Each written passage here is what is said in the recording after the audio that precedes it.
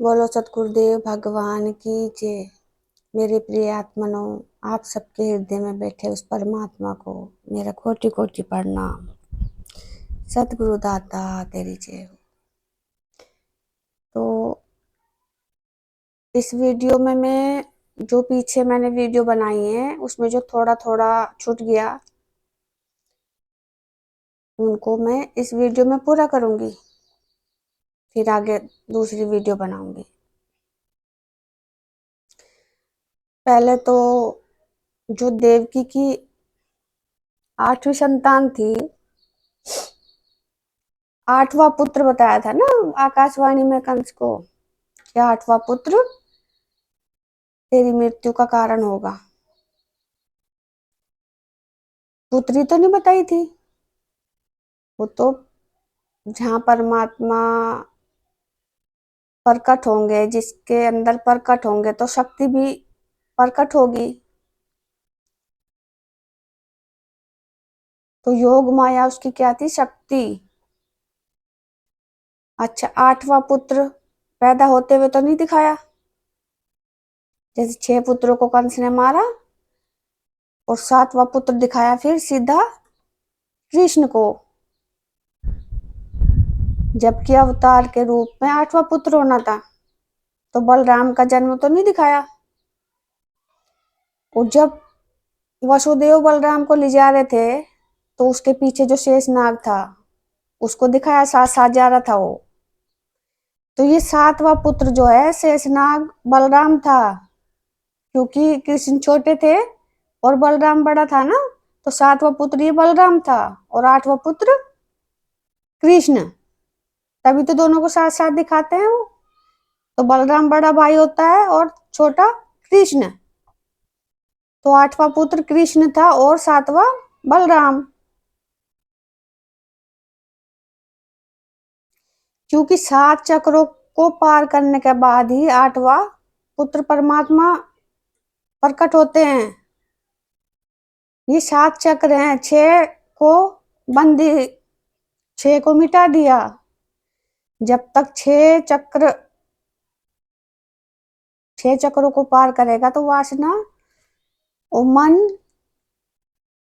हावी होते हैं साधक के ऊपर, उनका पूरा प्रभाव होता है, तो उनको मिटा सकता है। लेकिन जब 7वां चक्र जागृत हो जाता है, सहस्त्रार्थ, तब परमात्मा प्रकट हो जाते हैं। फिर उसके बस की बात नहीं होती मिटाना, फिर वो उसको मिटा देते हैं।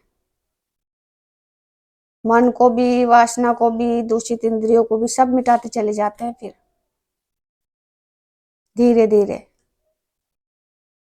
परिवर्तन, साधना का परिवर्तन होता जाता है। ठीक है। तो 7वां पुत्र बलराम और 8वां पुत्र कृष्ण हुए थे।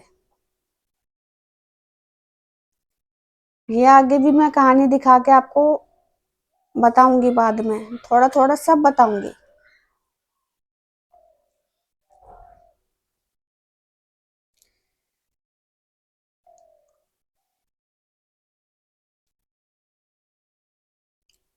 फिर कल वीडियो बनाई थी मैंने, हाँ, एक वीडियो में जो अभिमन्यु के ऊपर बनाई थी मैंने, तो अभिमन्यु क्या है? मन। और उसकी पत्नी का नाम क्या था? उत्तरा। इनके नामों से भी यही जोड़ा जाता है कि उत्तरा उसका नाम क्यों पड़ा। अभिमन्यु ने सब जीत लिया, वासना भी जीत ली, क्रोध, मन, सब योद्धाओं पे विजय पाई थी ना, तो सब का उतरना, वासना का भी उतरना।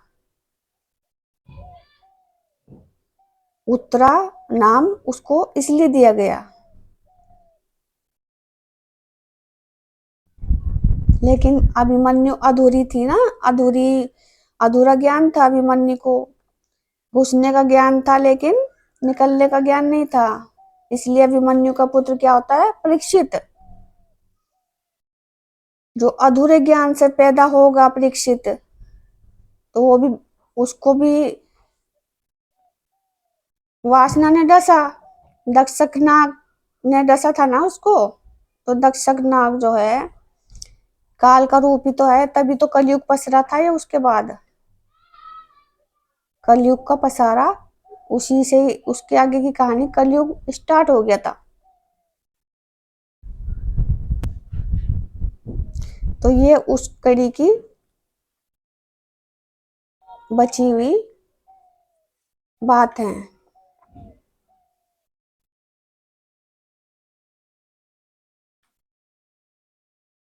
तो सब कुछ उतरना स्टार्ट हो गया। उत्तरा उसका नाम इसलिए था।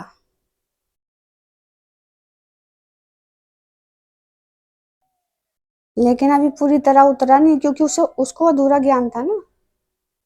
लेकिन उतरना तो स्टार्ट हो गया ना।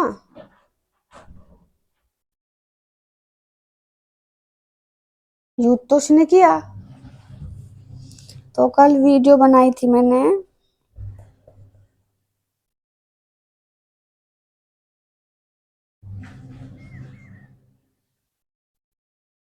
अच्छा, जो पूतना वाली वीडियो थी उसमें कृष्ण ने क्या कहा पूतना के दूध को, कि ये दूध तो जो है इस धरा का अमृत है, इस धरा का अमृत है। तो धरा कहाँ होता है? मैंने आपको वासना वाली जगह बताई ना, धरा, धरती उसको भी कहते हैं। माता धरती, पिता आसमान। और आत्मा का कोई लिंग नहीं होता, वो स्त्री पुरुष का कोई भेद नहीं है उसमें, ये सब स्त्री पुरुष में लग सकता है। वो तो एक चिन्ह है, स्त्री पुरुष के लिंग का तो एक चिन्ह है, बाकी इसका भेद कुछ नहीं है साधना में।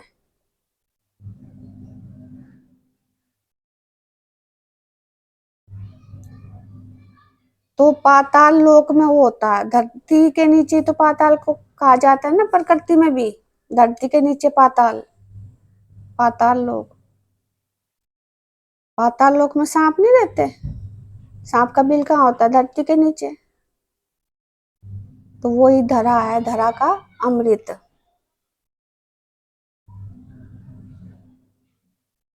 वासना वाली जगह को भी पाताल कहते हैं। राजा बलि पाताल का राजा था, नहीं बनाया था ना परमात्मा ने। तो पाताल इसी शरीर में ही तो है। जब इसी शरीर की साधना है, एक साधक कर रहा है, तो पाताल उस शरीर से अलग थोड़ी होगा, उसी शरीर में तो है। तभी बार बार मैं यही कहती, यथा पिंड तथा ब्रह्मांड है, जो पिंड में है वो ब्रह्मांड में भी दिया गया है।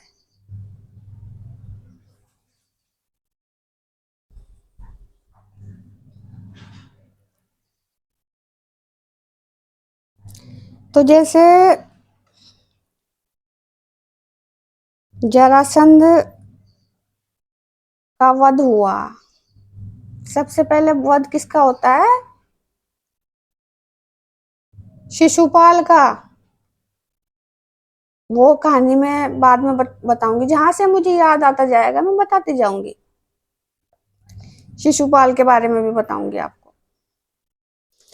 जरासंध का नंबर उसके बाद आता है, लेकिन वो साधना है। शिशुपाल का शुरुआत जन्म है साधना का, और वो आधे में चला गया था। लेकिन वासना एकदम तो समाप्त नहीं होती ना, बहुत शक्तिशाली होती है। तो जब जरासंध ने, जब उसके जो राक्षसी जरा थी, उसने दोनों को हाथ में चिपकाया और उसने गर्जना की, तो उसको भाग गई थी, वो राक्षसी भाग गई थी, लेकिन मरी तो नहीं थी ना।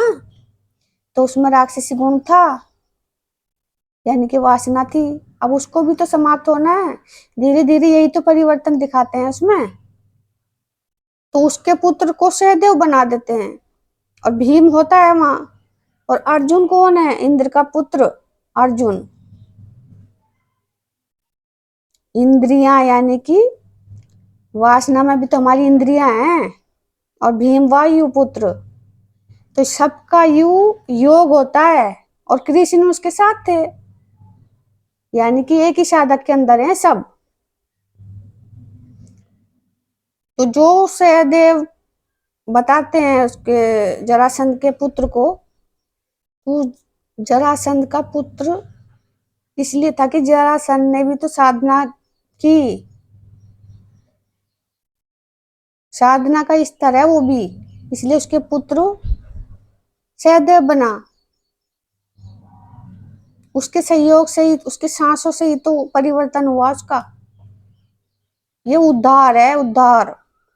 इसको मौत नहीं कह सकते, उद्धार होता है, यानी कि परिवर्तन बढ़ते बढ़ते, जैसे पहली कक्षा से दूसरी में जाते हैं, दूसरी से तीसरी में जाते हैं, वो परिवर्तन होता रहता है। लेकिन साधक तो बच्चा तो होता है ना, क्लासों का परिवर्तन होता है। स्कूल वही होगा, मास्टर वही होते हैं, बहुत से बदल देते हैं, उससे कोई हमें मतलब नहीं है। लेकिन बच्चा वही होगा, लेकिन उसका परिवर्तन होता जाएगा। पहली से सिर कटेगा दूसरी में आएगा, दूसरी का सिर कटेगा तीसरी में आएगा, तीसरी का सिर कटेगा चौथी में आएगा, इस तरह परिवर्तन होता जाएगा। एक दिन वो डिग्री पार कर जाएगा और फिर उसको अच्छी सी नौकरी मिल जाती है। तो अच्छी सी नौकरी का मतलब परमात्मा मिल जाते हैं, उसको मुक्ति मिल जाती है शरीर से।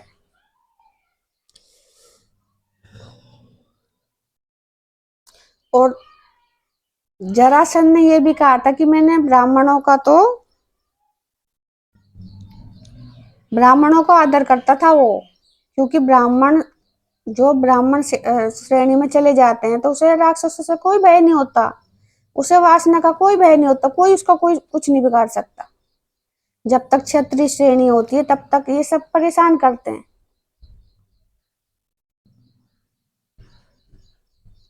दानवीर था वो, क्या दान करता था वो?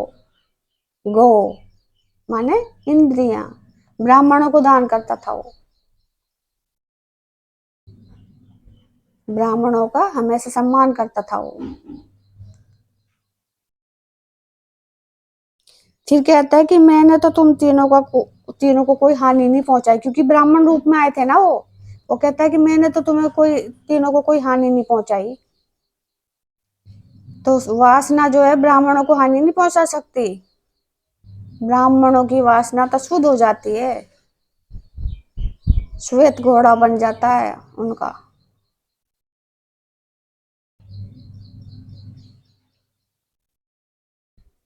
तो उसने सही कहा, लेकिन फिर भी किसी ने कहा कि तुम जो है गलत रास्ता छोड़ के सही सही तरफ आओ, अंधकार छोड़ के प्रकाश की तरफ आओ। ठीक है।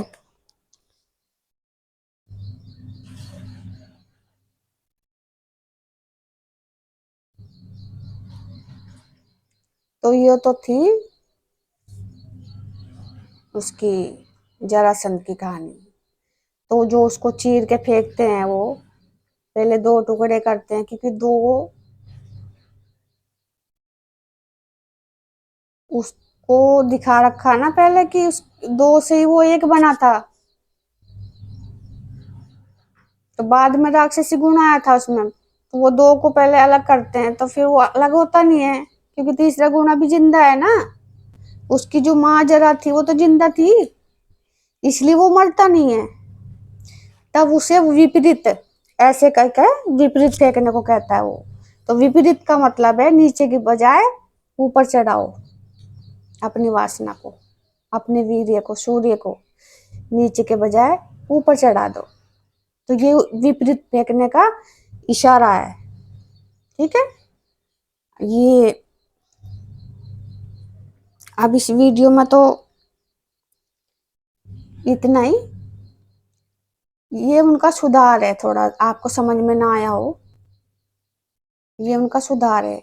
और हाँ, एक वीडियो में जैसे आपको समझ में नहीं आया ना शायद, वो कौन सी वीडियो थी, जैसे मैंने गोवर्धन पर्वत को कहा था, तो आपने उसमें लिखा कि इंद्रियां ही गोवर्धन पर्वत बनती है। नहीं, इंद्रियों का मतलब ये था कि गो माने इंद्रियां, और वो दिखाते हैं कि उंगली पे पर्वत उठा रखा था ना गोबर का, पर्वत दिखाते हैं, वो चाहे कुछ भी हो, पर्वत तो परमात्मा है। जो इन इंद्रियों को वर लेता है, जीत लेता है, तो वो जो है परमात्मा रूपी पर्वत उसके साथ हो जाता है।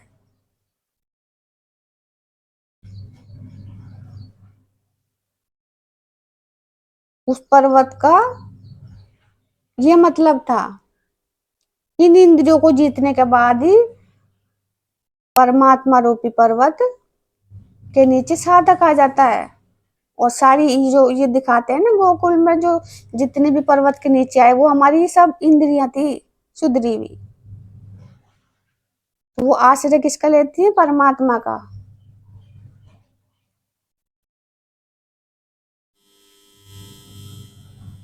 तो पर्वत जो है परमात्मा को कहते हैं। जब तक हम इन 10 इंद्रियों को जीतेंगे नहीं, तो पर्वत हमारे साथ नहीं होगा।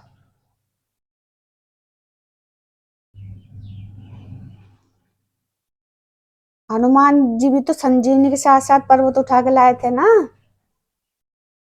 तो संजीवनी हमारी वीर रूपी मणि, और पर्वत परमात्मा।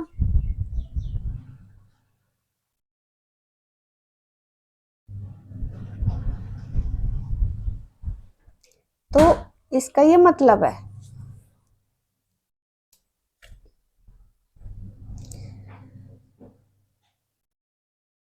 तो ये और भी बहुत सी होंगी जो आपके शायद समझ में अच्छे से ना आई हो, तो उसे बार बार देखो।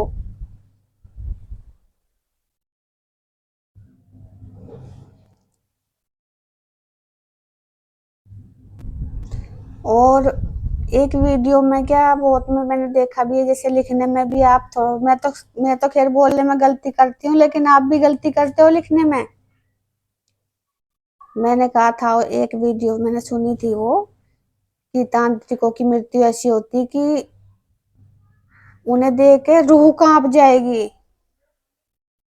और आपने उसमें लिखा कि भूख कांप जाएगी, भूख। और मैंने कहा उसमें रूह कांप उठेगी या रूह कांप जाएगी। आपने उसमें लिखा भूख। थोड़ा सा अच्छे से सुना करो।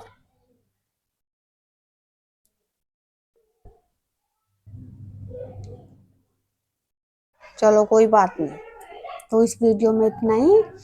अगली वीडियो फिर बनाती हूँ मैं। बीच बीच में कभी रामायण की, कभी महाभारत की, कभी कोई भी, जब जो भी मुझे बताना होगा मैं आपको बताऊंगी।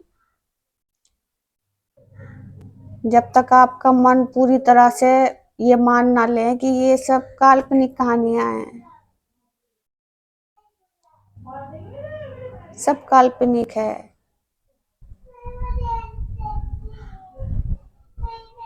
और जो पार ब्रह्म परमेश्वर है, निराकार परमेश्वर है, अजन्मा परमेश्वर है, उसकी कोई कहानी नहीं बना सकता। तो सबको उसी की भक्ति करनी है, उसकी कोई कहानी नहीं बना सकता। जिसकी कहानी शरीर रूपी में बन गया, उनको पूजने से कोई लाभ नहीं। ये मैं आपको आगे बताऊंगी। तो आपने मुझे इतना सुना, आपका बहुत बहुत धन्यवाद। और अब मैं अगली वीडियो बनाती हूँ कुछ अलग। तब तक के लिए मेरी आपको राम राम। सतगुरु दाता तेरी जय हो। सतगुरु दाता।